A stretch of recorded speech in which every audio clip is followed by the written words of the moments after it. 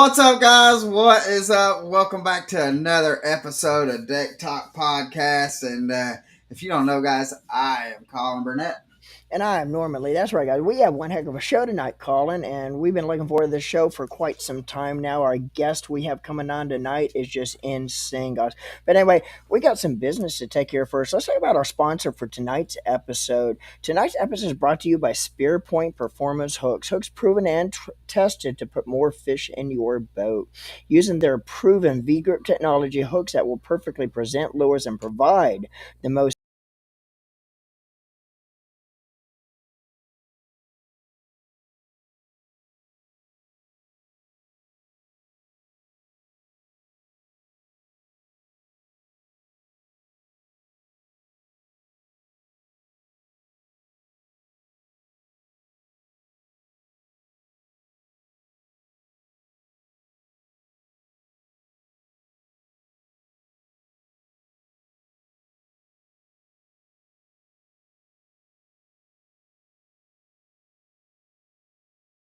but our guest, you can probably see him right now on the right hand side of your television screen. Our guest has been a professional bass angler for 11 years. He is the first Bassmaster College angler to qualify for the Elite Series and won the 2012 Elite Rookie of the Year with 7 Bassmaster Classic qualifications, as well as finishing in the top 10 an astonishing 20 times, coming off a Super 6 in this year's Bassmaster Classic, Mr. Brandon Card.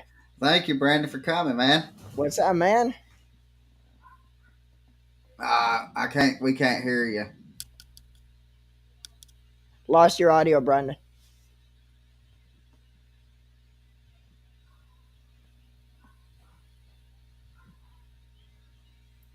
Let's see. Is it on your end or his end, Colin?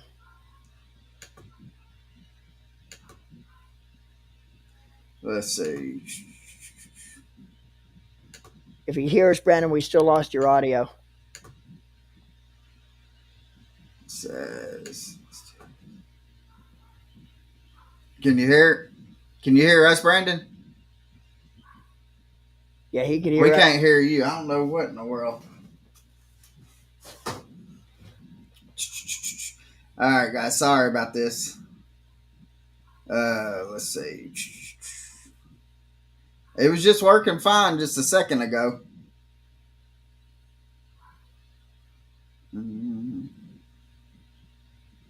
It's just not picking him up, Norman.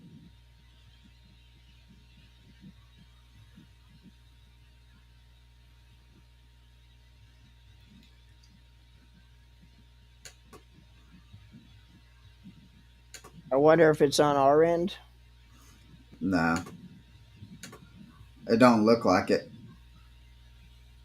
Oh me, because it's showing on my end that it's wide open. All right. Is there something he might need to try to do on his end?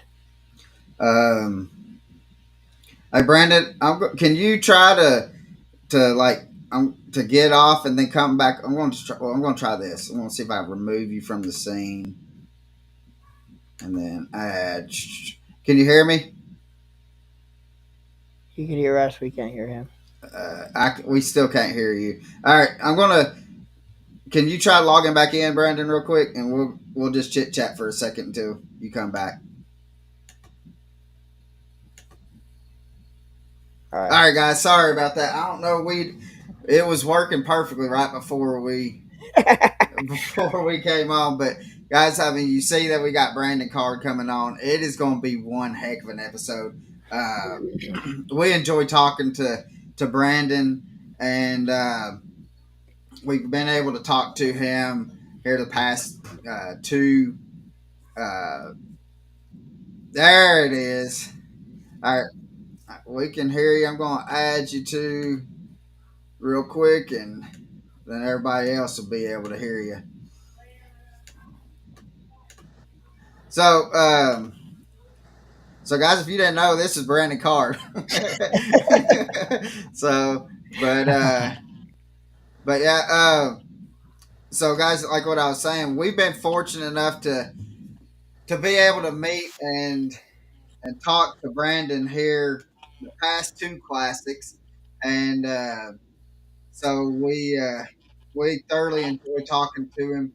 Uh, we ended up talking to him here at Media Day this past classic, and uh, one thing that I really enjoy though with Brandon is how open he is about his faith and how God has really helped him in his life period and in his career. Am I correct? Brandon was saying that. Oh yeah, yeah, definitely. Yeah, I mean, I try to live every day to honor the Lord, and I feel like professional bass fishing has just kind of given me a platform Yeah. to just tell others about my faith in Jesus Christ.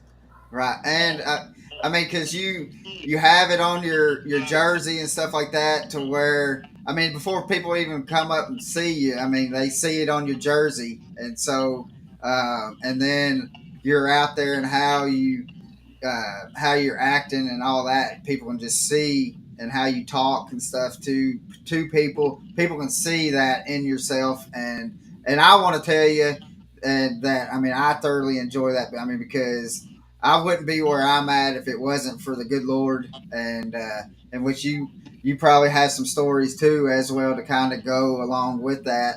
Um, just with life and everything that goes on.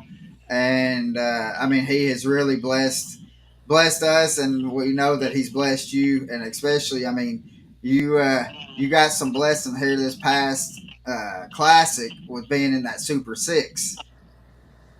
Yeah, yeah, that was awesome. That was the that was the second time that I was able to be a part of the Super Six. So hopefully, in the near future, here in a year or so, I'll be hoisting that classic trophy. That would be pretty cool. It'd be Ah, a dream come true for sure. But yeah, no, I appreciate you saying that, Colin, about your faith in the Lord. And God, Jesus used fishermen. As his disciples, a lot of his disciples were fishermen, yeah. and I feel like he's still using fishermen to this day. And I feel like as a fisherman, it takes a lot of faith. Oh Especially yeah. doing what we're doing out here, fishing professionally. I mean, you have to have a lot of faith, and so that may be why Jesus has used fishermen, throughout. Right. So Right. yeah, there's lots of just really good people in the fishing world, and I'm just glad to be a part of it. Oh yeah. And well, and I'm kind of glad that you said that about Jesus and stuff, using fishermen and stuff, and then talking about like your faith, because like how I talk to people about like because I'll tell them all the time that like fishermen is Jesus' favorite people because I mean, with his disciples and stuff, and but I tell them I was like faith it's like I mean it's because people want to be able to see like everything now is like they can see it or they can touch it and stuff like that, and faith in God and stuff is not it's not a visual thing to where you can't see him, you can see what he does. And so when I talk to him about like I kind of try to bring it into like the fishing aspect of it is like when we're out fishing, I mean, we can see a little bit about what's out around us and stuff, but we're throwing out there, and it's almost like we're having that blind faith that that fish is right there, and that's how you get your faith is with God. Is like it's a blind faith that that if I do what God is asking me to do, then I have that faith, that He's going to provide. He's going to do everything that He can um, to where I'm, I mean, because the Bible tells us that He wants us to live life and life more abundantly, and and that doesn't mean that every one of us is going to be multi-millionaires or anything like that, but I mean, but and then just every day, uh, that there's just something that I see that God has done. It kind of it just proves to me, like, that he's always telling me, like, hey, I'm right here with you. I mean, and then it's like being able to go and do all the stuff like with bass that we've done, and uh, to be able to meet the anglers and stuff like yourself.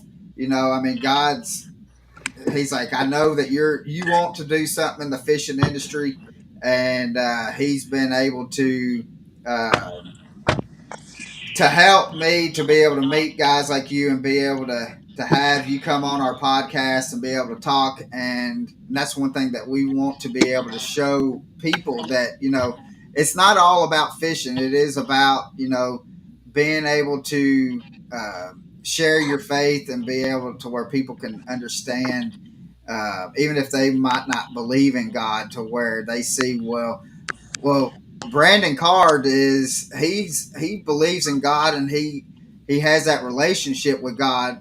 What is it exactly that has him to get that faith? And so um, that's what I strive for, is to be able to where I can be that difference. That where people can, once they see me, they know something is different with that man, and they want to ask questions. Yeah. So Yeah, I mean, I feel like I feel like just the joy, as Christians, we should all just be like super joyful, and if we're a Christian and we're not, then we need to change how we act, reevaluate because things.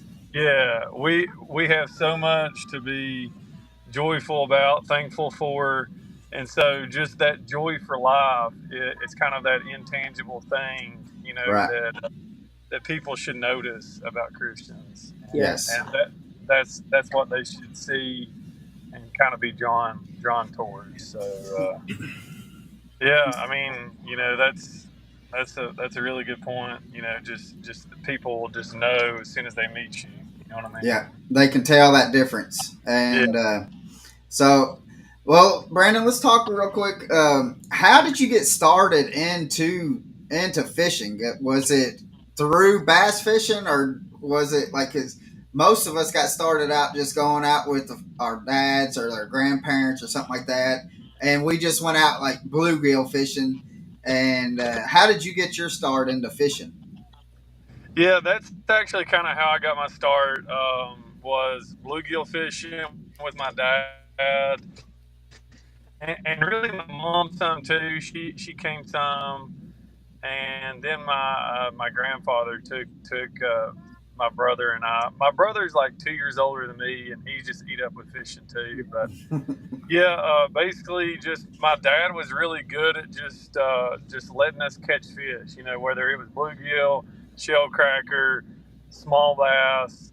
We grew up on Norse Lake there in East Tennessee, and we just always were reeling in something, and I feel like that's what really got my brother and I just super all about fishing, and that's all we wanted to do. Yeah. No.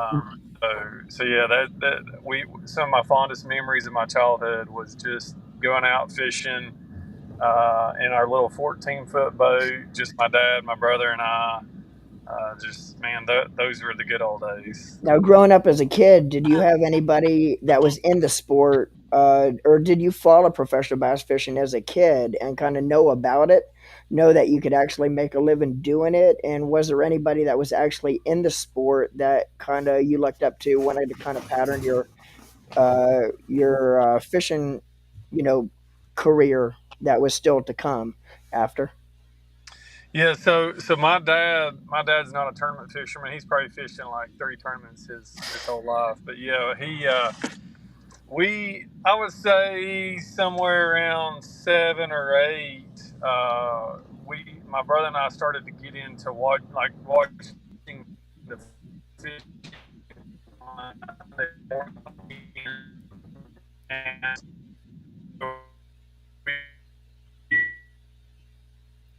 So, guys, they're actually driving. And so, if you could see, he was in his car, and it looked like the service kind of went in and out. So, we'll get him back on here. in a second. There he There is. he is. Yes. Yeah, I was just saying when I was 7 or 8, my brother and I really got into watching fishing, and so we started watching the Bassmasters on TV, and we just thought it was like the coolest thing ever that guys were able to make money catching bass. And so basically, from that point on, for probably 7 or 8, I had a dream to fish professionally. So I'm 37 now, so that was about 30 years ago. Now, how old were you when you first thought that, man, I could probably, make this as a career? I mean, I don't know if you ever like, have the. I mean, it's kind of like you have the dream that you want to do it, but you don't really know if you could do it until you try it, Yeah. And so I got really fortunate my first year fishing the Bassmaster Opens, and the schedule just lined up perfectly for me, and I was able to qualify that first year, Right. and that was definitely a surprise. I thought it was going to take me like a while to qualify, so it was just kind of a blessing from the Lord that I was able to qualify that first Yeah, year. that's awesome. Now, how did it feel like when you, because you were the first collegiate angler to qualify for the elites? How did it feel like when you was actually told that and you actually accomplished that? I mean, was it something that kind of caught you off by surprise, or were you like I knew that I had this? Yeah, I mean, I can just think back to that, to one of the Bassmaster College National Championships in Little Rock, Arkansas. We were fishing. We were either fishing the Arkansas River or Lake Maumelle, and Jerry McInnes got up there on our. We had like a pre-tournament dinner registration deal, and Jerry got up there and he was speaking to the whole group of college anglers, and there was several hundred of us sitting there eating our meal, and he was speaking, and he said one day there's going to be a college angler on the Elite Series, and he said that day's coming soon, and it may be one of you guys in this room, and I feel like when he said that, it probably gave all of us in the room chills, because that was like the dream of all of us. Right. And it was just kind of wild that I was that guy that he was talking about. Definitely very very humbling for sure. Yes. Right. So, when let's because this you've been in 7 different classics, and is there? Do you still get the butterflies that you got in the first one, as you did here this past couple of weeks, or probably about a month ago now, that in Tulsa, or have you kind of been able to kind of compress all that down to be able to start to where, all right, it's showtime and let's rock and roll? Yeah, I feel like the first couple, there's so much involved with the week of the classic, that a lot of times guys just kind of get overwhelmed by it, and maybe not necessarily knowing that it's going on, but you wound up fishing too fast. You like kind of let those jitters get to you, and that's exactly what happened to me. I know for a fact in the first one, and it probably happened to me on the second one as well. But yeah, I feel like now that I've done it, several different times. Obviously, this is my seventh one now. I feel way more focused than I've ever been. Like at this past one, I was super focused, and honestly, I didn't do everything that I could have done. Like there's all these different appearances, and you can do this for this sponsor and that for that sponsor, and really, if you say yes to all of it, like you just will not hardly sleep the whole week. So Right.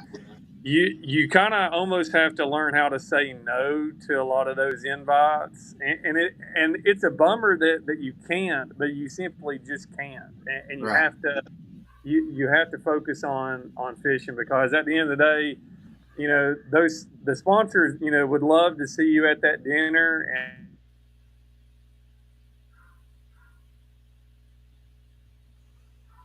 Ah. I feel like there's a fine line there, where you have to focus on the fishing, but then you also have to do all the other stuff too. So Right. Yeah, this year, I would say I was the most focused on fishing than I've probably ever been in a classic. yeah. Now Right. they say the thing you want to do, and you hear this all the time about like the Super Bowl and the Bassmaster Classic's no different. Try to keep the week as normal as you can, like a regular seasoned event. But anybody that knows anything about the Bassmaster Classic knows that's virtually almost impossible because of everything that goes on with being at the Bassmaster Classic and being qualified for it. But how easy, or I should say, how hard is it to try to keep things as normal as possible?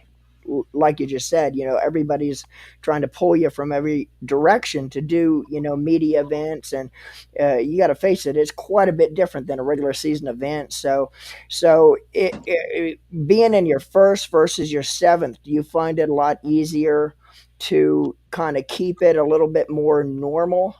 I should say similar to a regular season event, even though we all know that's pretty much impossible to do. Yeah, I feel like the classics where you don't have to drive a ton. It's a lot easier to do that. So, like for instance, Knoxville. the classic last year at Knoxville, there was hardly any driving. Everything was right there. The ramp was right by the arena, so it was just a perfect setup. And that week, yeah, I was able to really keep it very similar to a normal regular season event. At Tulsa, it's a 90-minute drive each way. That yeah, that was brutal. So Yeah, that's you lose 3 hours of your day, and so that really just kind of comes off of your sleep, because you still have to do everything. You still have to work on your tackle when you get back. Still have to go to the weigh in and all that good stuff. So yeah, Tulsa was really tough because I was essentially getting 3 hours less sleep per night than I would have like at the Knoxville Classic. Right. Now, how with like in Tulsa, with it being a 90-minute trip there and 90-minute back, um, so on your way back, and you have a live well full of fish. So how does Bass take care of those fish to make sure? I mean, because when y'all pulled them suckers out of the live wells, them things were kicking and everything like that. I mean, they were very lively bass that they were in there. So how does Bass keep them? Because we know that that's a big part of them is trying to make sure that they go back as healthy as, if not in better shape than what y'all pulled them out of. Yeah, I mean, we essentially just run our recirculate just constant, and we add a little bit of ice, and just before we put it on the trailer, we make sure that the live wells are full.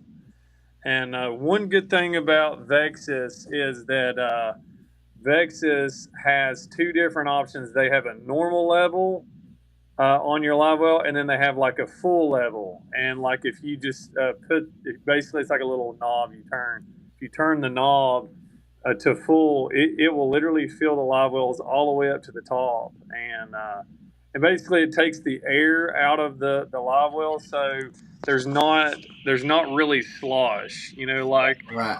Like fish slosh around when there's air, but when you literally fill it up to the top, and there's like a plexiglass lid with a seal. Right. When you fill the lava up to the top like that, there's not much slosh, so those fish can ride ride on the interstate all the way down, and be in tip top shape when you get there. And then after you weigh them in, then they put them back in their tanks, in Yeah, their they have live. a big old tank. Yeah, they have several live release boats with these huge tanks, and I think at the classic they have maybe like two of them, and they're just these huge pontoons with these like really big tanks, and they have oxygen tanks and everything pumping into the water. and then they'll actually turn around after the weigh-in, go straight back to the lake, back to Grand Lake, and turn those fish loose. So they're doing all that really late at night, essentially, Right. turning those fish back. So, I want to know, like, with being on in the Super Six, like, what was the baits and the techniques that you used to be able to set you up to get into that Super Six? Because I know that Yo-Zuri jerk bait has, I mean, my opinion would have played a big deal in how it fished.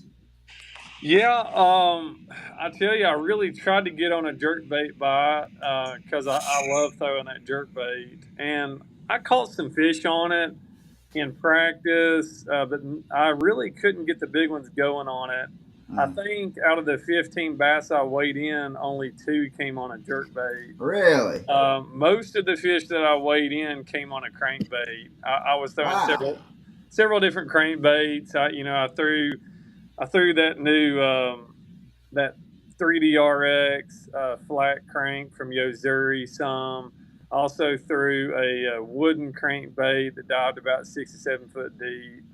But yeah, basically for me, it was mostly a crankbait bite for me. Yeah. Ah, Now, awesome. was when you got into the tournament, like day one of the tournament, Brandon, was it any different, or did things change from your last day of practice as far as how you found them during practice? Did things change? Conditions change?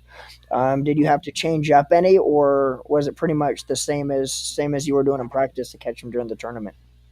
Well, I struggled the first 3 days of practice, but the final official day of practice, I caught them pretty good, and so that at least kind of gave me some hope and some general areas to really hunker down in. And so everything was kind of going according to plan day one. Well, actually, day one I brought in I think I brought in like 13 pounds, but I really jumped around and fished maybe too much water that day. And so after that, after day one and weighing in 13, I thought, man, I really moved around too much. I need to hunker down in my best area. Right. And so that's exactly what I did day two. I hunkered down in my best area and just literally rode it out all day long, and brought in the biggest bag of the day that day. And so that basically took me from like 30 something place all the way to fourth. And so basically I was pretty pumped up about day three. The only thing that threw me a curveball on day three, which I kind of knew it was coming, and I thought I had practiced for it, was that real strong south wind that we had. Yeah, that was Well, brutal. I guess it was a southeast, yeah, southeast wind, and it was like probably 30-mile-per-hour winds. Yeah. And so half of my areas pretty much got trashed, but the other half of my areas were fishable. And it was just the other. I figured that the half that was fishable still would have been good, to bring in another big bag. Yeah. But it was just different that day. I don't know what the deal was, but I just could not get it going, and I really fished slow and thorough. I didn't spin out or nothing. I feel like I fished a good day of fishing. I just did not get the big bites that day.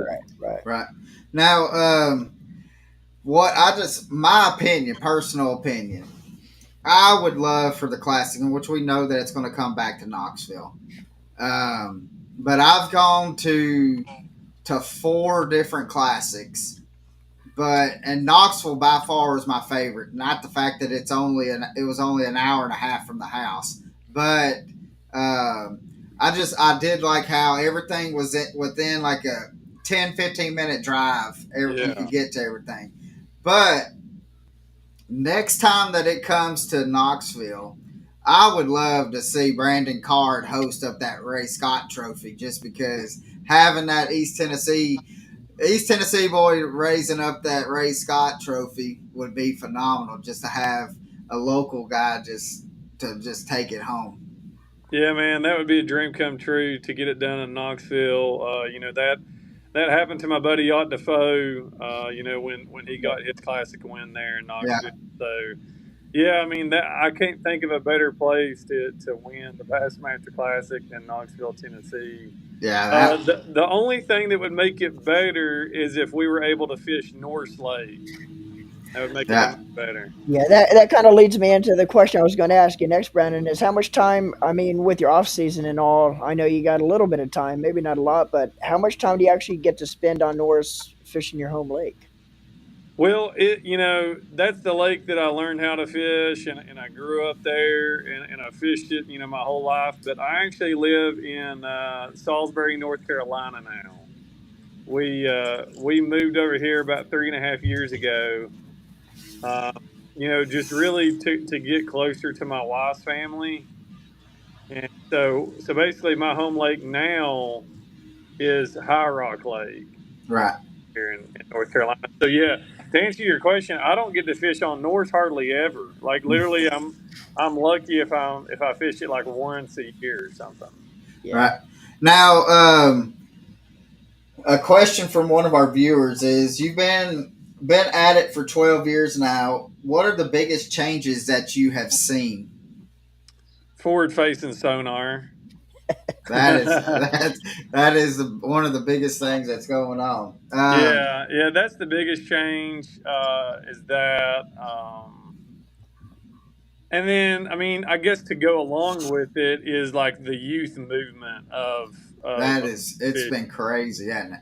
I mean, these young guys, whether they competed in college or whether they're like Trey McKinney and they just skip college altogether, uh, and just basically start fishing the Elite Series when they're 18. I mean, these guys are so good, and I think what makes them probably more effective and just ready to win events at such a young age versus when I was young and when a lot of us was young is that they're so in tune with the live scope that they don't have many days where they're just out there scratching their head, Right. like Well, they like grew up with it. I mean, to yeah, where and so every day that they're out there, which they get to fish a heck of a lot more than somebody like me that has a family. But every day that they're out there fishing, whether they're fishing on their home lake or whether they're pre-fishing for one of our events, every day is just super effective because they're able to look at bass and see their movement and see what they're doing and really formulate a game plan versus before live scope, we were just guessing. Like I would show up to a new body of water. Like for instance, the first time I saw Toledo Bend, that place is 180,000 acres. I mean, a boy from Tennessee going down there for the first time, you're just like, well, where the heck do I start? And so you just kind yeah, of you just kind of start fishing around, and you're just like just trying to get a feel for the place. And there was tons. I mean, I'm not even kidding you. Like countless days where I was just kind of like, man, like I didn't hardly catch any today. And so I feel like now with the forward facing sonar, those guys can put as much time and effort into it as we used to, except they're just that much more efficient. They don't right. they don't have those days where they're just like, man, I didn't even catch a bass today on Toledo Bend. Like, what the heck? Yeah, and one Yeah, one of the things we see also about a lot of the younger anglers, like especially like just talking about a rookie class this year with like Trey McKinney, they're so well spoken. I mean, you could listen to Yeah, if you weren't looking at Trey on video and seeing how young he, I mean, he actually looks like he's about 15 years old if you look at him. But if you weren't looking at him and just listening to the audio on Trey McKinney, he sounds like he's a 10-year veteran. Just the way he comes across with the camera, and I think a lot of that has to do with the social media aspect of it, because a lot of these kids today that's coming up into through the ranks of professional bass fishing, with social media and stuff like that, having their own YouTube channels, they've actually been behind a camera, so they're a lot more adept and schooled than like yourself or even myself and Colin is at this point behind a camera, just because they've been doing it since they've been 11 or 12 years old. So they're just kind of so well spoken. I mean, Trey sounds like, just to listen to him talk, man, especially when the pressure's on. I mean, he sounds like a 12-year veteran when he's talking on camera. Yeah, yeah. I mean, I was thinking the same thing. I was trying to think back to when I was 18. Of course, I guess he's 19 now. He turned 19 a month or so ago. Yeah. And I was just thinking, like, dang, like he is leaps and bounds, like farther along than I was when I was his age. And heck, I mean, he's better on camera than I am right now, and I'm 37. I mean, he's really entertaining, and yeah, like he acts like he's just another day, like it's no big deal. Yeah. So what is a goal that you have in fishing that you before you hang them up is like my goal is to do whatever. What is your goal in fishing? Well, I mean, I guess that's kind of a hard question. Really, more than anything, the overall goal is just to really enjoy every day and just to have fun. Have fun out there on the water. Just really don't take any of this for granted. That's probably like the overall goal. Now, obviously, I would. I really want to win the Bassmaster Classic. I really want to win a regular elite event.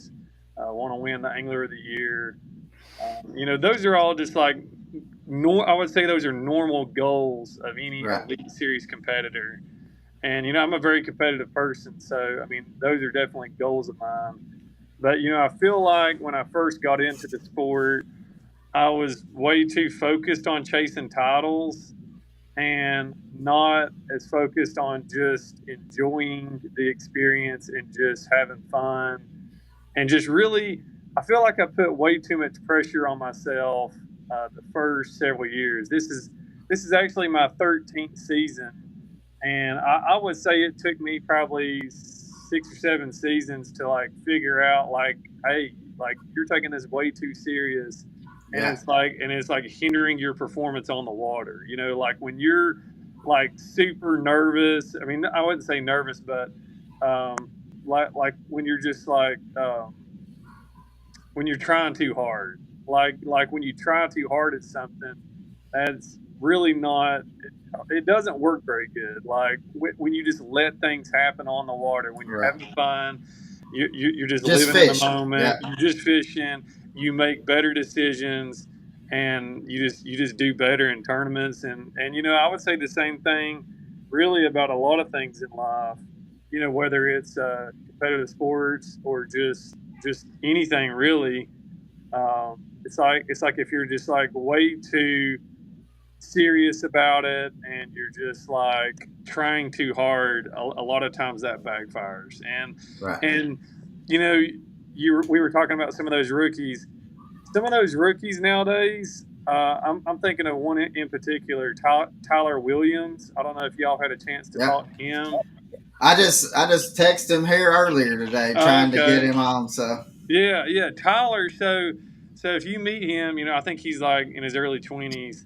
Like that guy is just having a ball. Like oh like yeah. he literally is just having the time of his life. He laughs all the time, and like he's just killing it. Like he's literally just like doing so good on the water. He's really. I mean, heck, he's been in contention in a couple of events already this Already, year, yeah. and he won an Open last year. And so that's I mean that's the personality that you really need to like try to be like if you want to be a professional fisherman. Yeah. Just have fun, just laugh, have fun, just enjoy your day on the water, and good things happen. Yeah, just don't do like what he does when it's blast off and it's like 30 degrees and he's wearing sandals. Yeah, So, he's either barefoot or he wears those sandals. Yeah. yeah. Yeah. So, what another question from one of the viewers is what is your favorite state to fish in a tournament? I would say Texas. I've had lots of just really good events in Texas, and I feel like every time I go down there, I catch some big fish, and it's just a fun place. And I mean the state's so big, and there's so many good fisheries. Probably one of my favorites is Falcon Lake. That's on the Mexico border, Right. and Bassmaster doesn't take us down there anymore. I guess due to safety reasons, or maybe just the local community.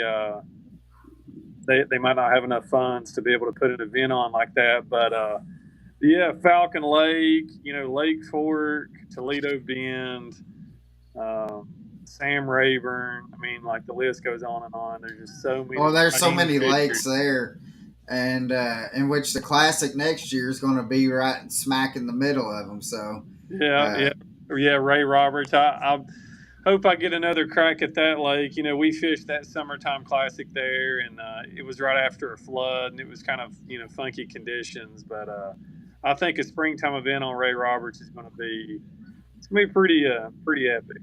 Oh yeah. So I just like to see, because about the time there, I mean, it could be very easily that the Century Belt gets broke in the Classic down there next year. I would think. I mean, maybe. That'd be hard to do in a 3-day tournament. That would be really well. That's hard true. to do. That's true. Yeah. Well, that's true. That's true. But I mean, I think somebody almost did the Century Club. Actually, Keith Combs. I'm pretty sure Keith Combs got the Century Club in one of those Toyota Texas Bass Classics on Fort. I'm pretty sure. I think he had like 100 and something pounds for 3 days. Wow. Yeah. So I mean, it's definitely doable down there in Texas. I mean, there's giant fish that live down there. Yeah. Another question was talking about the crankbaits there in the Classic that you were throwing. Were the fish suspended, or was it a? Let's see. On the crankbait that you were throwing, were they suspending or floating? No, they were floating crankbaits. Yeah. So, just really, what I was doing, trying to get away from these mosquitoes out here and start walking around. What I was doing with that crankbait was I was like slow crawling it, like literally fishing the crankbait, like probably slower than I've ever fished a crankbait, and I was just like essentially counting the rocks like that I was coming over, and it was an interesting deal. Like those fish would not hit it hard at all. Like Right. I would just be like slow cranking that crankbait, and then it would just be mushy. Right. And it was just like the softest crankbait bites you could ever imagine. So it was a different bite than a normal springtime crankbait bite for sure. Right. So, how do you balance like professional fishing career with just the everyday life of what's going on with your wife and kids and just life in general? Yeah, that's. I mean, it's hard to balance it all. It really is. I feel like some of the guys that their wives, kind of work with them, and the wives kind of serve as a manager, if you will, and like help with the social media and with the sponsors and stuff. I feel like some of those guys may be able to balance it a little bit easier because they get to kind of focus on fishing a little bit more. Right. But that's not the case for me. My wife has a really job, and she works a full-time job, and so really all the fish stuff just kind of falls on me. So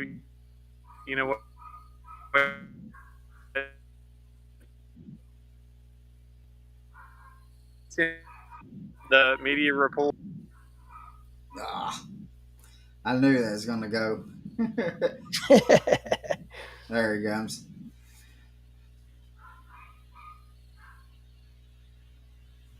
Maybe. He's trying. Yeah. So he's in Salisbury, North Carolina, and so he may be coming. There he is. There he is. Did I lose you? Yeah, Yeah, for a second. Did I lose you? Yeah. Oh, sorry about that. Are I you was just good? talking away. I thought it was all good. What what did y'all hear? Well, the last thing we heard was that your wife had a full time job. Oh yeah. So yeah, I was just saying, you know, she has a full time job, and I mean it's a great job. She loves it. So she doesn't have any time to really help me with the whole business side of professional Right. fishing. So it does get tricky to try to balance the business side of professional fishing, and then also staying on the water as much as you need to be on the water, and then be a fully engaged dad and husband. It's kind of a lot to juggle for sure. now, Right. when you went to college at Kentucky, Brandon, you actually got your degree in landscaping. Yeah, landscape architecture Yeah, was what and I was. you actually had a landscaping business for a while you were actually a professional bass angler as well. Do you still have that business, or does other people run it, or don't you have it anymore? Well, actually, I started it with my brother, and I ran it like full time for about 2.5 years, and then when I just got super busy with pro fishing, I just kind of passed it off to him, and then he's been running it ever since. And I mean, it's a very successful landscape company in Knoxville, That's awesome. and yeah, Jordan's done a great job with it for sure. Good deal. Yeah. So, let's see. With what do you think? Because you're one of the only a couple people that I know that has this motor on their boats. What is it about those Suzuki motors that set them apart from any other motors that you have been able to use? Yeah, I grew up running a Yamaha, and then my first year on tour, I ran a Mercury, and ever since then, which I guess my 2013 season was my first year with Suzuki. I've just ran a Suzuki, and I can tell you they're the most dependable outboard motors that you'll ever run. I mean, they're an absolute workhorse. Saltwater guides are putting over 10,000 hours on their motors, and I mean, if you think about that in bass fishing uh, terms, as far as the number of hours we put on a motor every year, that would be like a lifetime for a Right. fisherman.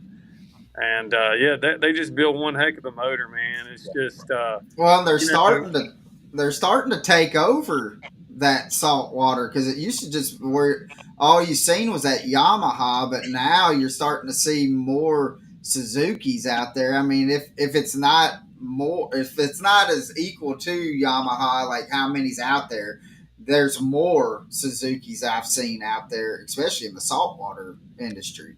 yeah, they're absolutely huge in saltwater, and they're actually really big in the pontoon market too. If you look at Right. just the pontoons, Yeah. just out and about, more times than not, they have a Suzuki on them, and so it's just kind of it's just been a slow grind as far as getting bass fishermen on board. Bass fishermen are just they're just born and raised with either a Mercury or a Yamaha, and it's just kind of hard to just get people to make that switch. But as soon as they make that switch, man, they're just like, man, I should have Yeah. done that years ago. Right.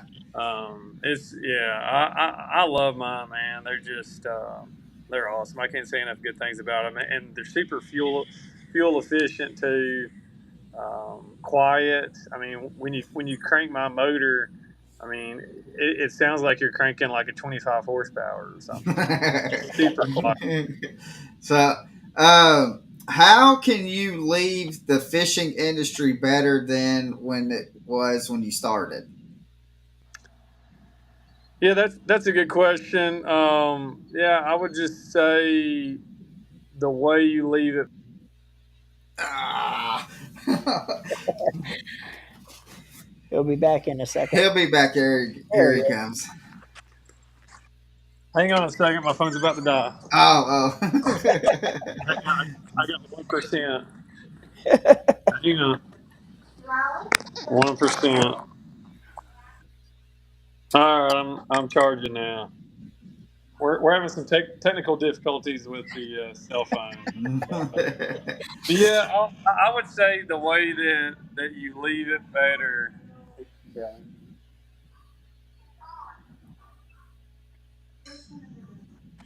Um, hang on a second. I'm gonna have to go to another room. These dang cell phones' batteries just like die like crazy.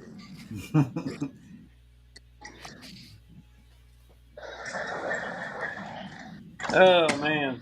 All right. Yeah, the way that I leave the bass fishing world better than when I started is just trying to treat everybody with respect on and off the water, and just having fun every day out there, and just really just try to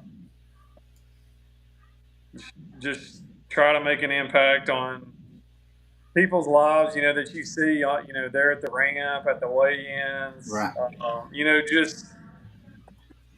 just try to speak to everybody out there, and it's just simple little things go a long way. Like there was a dad and a son that came up to me at Grand Lake. I was actually at a tackle shop at Grand Lake, and they came in there and they said that they met me like I think my rookie year, maybe. So it was like 13 years ago, 12, Wow. 13 years ago. And I reckon I gave him a hat and maybe like a couple of baits or something. Something just like really Yeah. small. But they told me that like made a huge impact on his life, and I was like, really? I was like, that's Yeah. crazy. Yeah. And I'm not saying that to brag. I'm just saying like, small things like that. Whether you're a fisherman or whether you work at a grocery store, or it doesn't matter what job that you have, just like, just treating people with kindness, and just like, reaching out to people and just doing small little things go a long Right. way. Yeah. Yeah. I mean, because to me, like I've gone to like NFL, NHL, MLB games, and being in the fishing industry and stuff with the media. And one thing that I really love about the fishing industry, and especially coming and doing stuff with y'all, is how accessible that just the regular viewers have to be able just to talk to you. And I've been to where events to where like the other athletes at different whatever baseball, Yeah, football, that yeah, they may come over and sign autographs or anything like that, but when the anglers are like they want to talk, they'll talk to people. And so, and I definitely can see like how when you said it made a big difference in that kid's life, I can definitely see, because y'all do take that time to be able to talk to them, and even just giving them a bait or a hat or whatever, like you said, that's something you may not have remembered that you even done it, but to yeah, him, that's going to be something that like he's going to tell his kids, his grandkids, and stuff like that. Especially when he sees you on TV, he's like, "Hey, I met him. I got a hat or whatever from him." yeah, So I can definitely see, and I mean, and I love that. Just because yeah, every angler that I mean that I've talked to, that I mean, especially if they see a little kid, I mean, they'll stop what they're doing. They'll talk to the little kid. I mean, because what does it hurt to take 5 minutes out of your life just to say hey to a kid? And see, yeah, I really think that's what kind of separates professional bass fishing from all the other professional sports out there is the accessibility that BASS gives the fans to the anglers. Because there's not another professional sport out there that's actually going to be as accessible, like Colin says, accessible to the fans, to for the fans just to be able to come up and talk to you at weigh-ins, when you come off the water at the boat ramps. And for the most part, all of the professional anglers on the Bassmaster Elite series, they are so genuine when it comes to talking to people. They will stop what they're doing in a heartbeat. And like you said, Brandon, that you never know, when you talk to somebody Mhm. like you did 13 years ago, but the impact you are making on a young angler's Yeah. life, who knows, that might be a starting point for that angler one day to be on the stage where you are, just Yeah. because of the interaction that you had with him. Yeah. Yeah, So yeah, that's no doubt. I mean, I can remember, meeting Rick Clunn at a classic years ago, and just talking to him, as a high school kid, and we went to a Bassmaster University, and got to meet Iaconelli and Shaw Grigsby, and I'm pretty sure I was in high school then too. Just moments like that, yeah, it's just crazy, like how you can watch these anglers on TV and look up to them, and just kind of, it's like they're your heroes, and then you can just go up and beat them and just like have a yeah. conversation. Yeah. Now, what was it like when to get into your first elite tournament, and then you see Iaconelli or you see KVD and stuff, the guys that you see that you looked up to? How did that make you feel? Like, I mean, were you?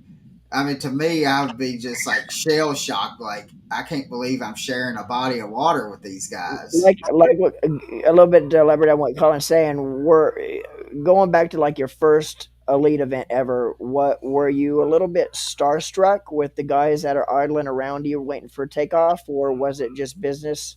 Or how long did it take you to get over that starstruck your first year?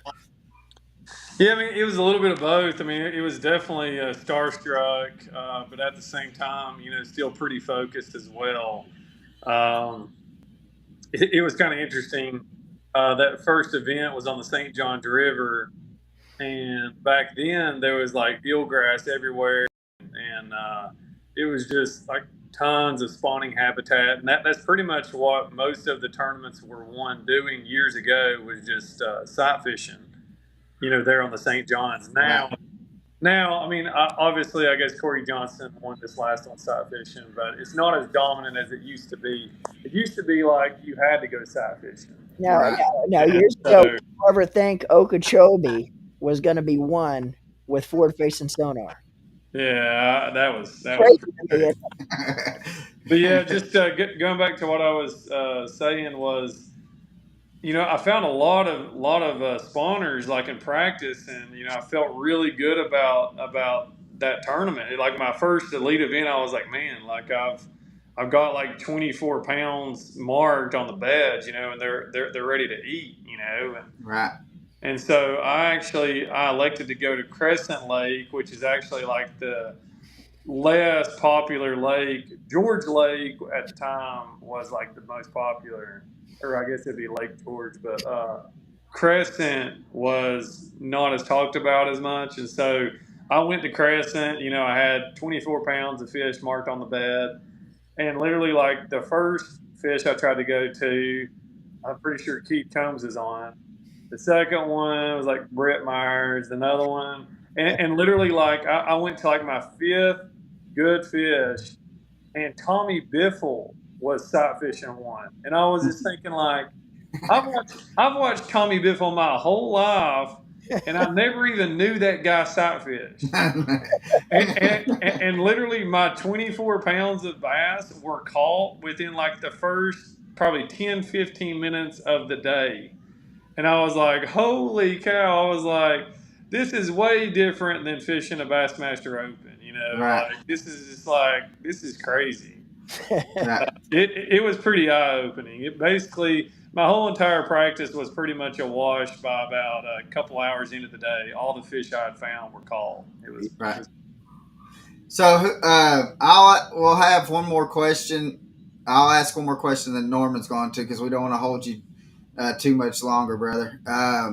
But here's a question from one of the viewers. It says, uh, with like Bill Dance and Jimmy Houston and Roland Martin, uh, was any of those one of your influences to get started into a fishing career? Yeah, well, they left out Rick Clunn. I would say Rick Clunn was like my childhood hero. Right. Um, I would say, I mean, yeah, I looked up to all those guys. Don't get me wrong. I watched Bill Dance on TV. I thought his bloopers were hilarious. Jimmy Houston's laugh and just every time he caught one Yeah. on a spinnerbait. A lot of childhood memories of watching his show. I remember Roland Martin. He was on his show. He was waiting somewhere. It might have been Stick Marsh or something, and he hooked like a 13-pounder.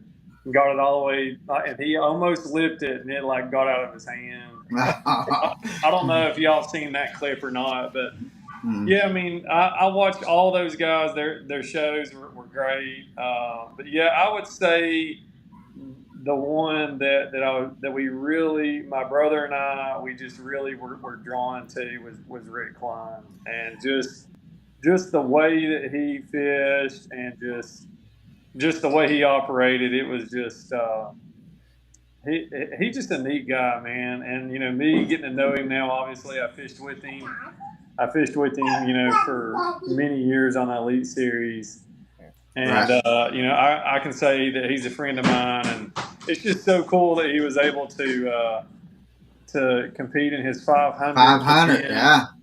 And, this is his 50th 50th, year. yeah. And it's unbelievable. Do you see yourself fishing that long? But hey, buddy, I think my little boy wants to join the podcast. That's fine. Great dinner. Hey. David, say hey. Hey. Say hey, Colin. Hey, Norman. Hey, buddy. This is Davis. He's my best fishing buddy. Oh, Davis. I think his shirt even says "Daddy's fishing." That is fishing, buddy. That is awesome. So with that, Norman, let's go on and let's ask the final question. Okay, buddy. Yeah, we'll go ahead and ask this final question. We actually asked you the same question there, Brandon, there immediately at the Classic. But if you were to have one person on your boat, this person could be passed away or still with us for you to fish with for the day, who would that person be and why would you want to fish with them for the day? Yeah, I'm trying to think of what I said. I think you actually said Rick Klein. Yeah, you said Rick Klein at the yeah, I figured that's what I said. But yeah, I mean, definitely Rick Klein. But somebody else would be Jay Ellis. I've always looked up to Jay Ellis, and I don't know if it was just the timing of his Classic win, but it might have been when we were just really starting to get super serious about fishing. Jay Ellis won that Classic on Lay Lake. Yeah. And, caught that really big one when that pontoon boat drove right up the bank. And he said it's going to take an act of God for me to catch one now. And he throws in there and catches that giant. And just how Jay, Jay's such a good Christian guy, and I would love to just spend the day with him on the water. He's an awesome dude. Yeah. So with that being said, we don't want to hold you up too much longer because we know how important that family time is, and if you're ever down here in the Chattanooga area and on Chickamauga or Nickajack or Watts Bar or Guntersville area, give us a holler, and would like to be able to at least go grab a bite to eat with you or whatever. So yeah, I appreciate that, guys, and I appreciate y'all having me on. It was a good time getting to hang out with you guys for an hour. Yes, sir. Same with us, man. We really enjoyed talking to you, and it's always fun when you get a chance to talk fishing. Oh yeah, definitely. So guys, real quick, Brendan, can you tell everybody where they can see you on social media? Yeah, just on Instagram, Facebook, and Twitter. It's just Brandon Card Fishing. I do have a YouTube channel, but I'm not very active on there. But definitely, I try to post nearly every day on Instagram and Facebook, Twitter. So tell them to follow me there, and Uh, I appreciate it. yeah, Awesome. so I expect we got over 1,100 people watching right now, Brandon. So I expect to get a phone call from you saying I got 1,100 more followers. So, Man, that would be awesome. so, That would be incredible. but but guys, thank you for watching, and Brandon, thank you again for coming on, Take brother, care. Thanks, man. and hopefully Norman and I can.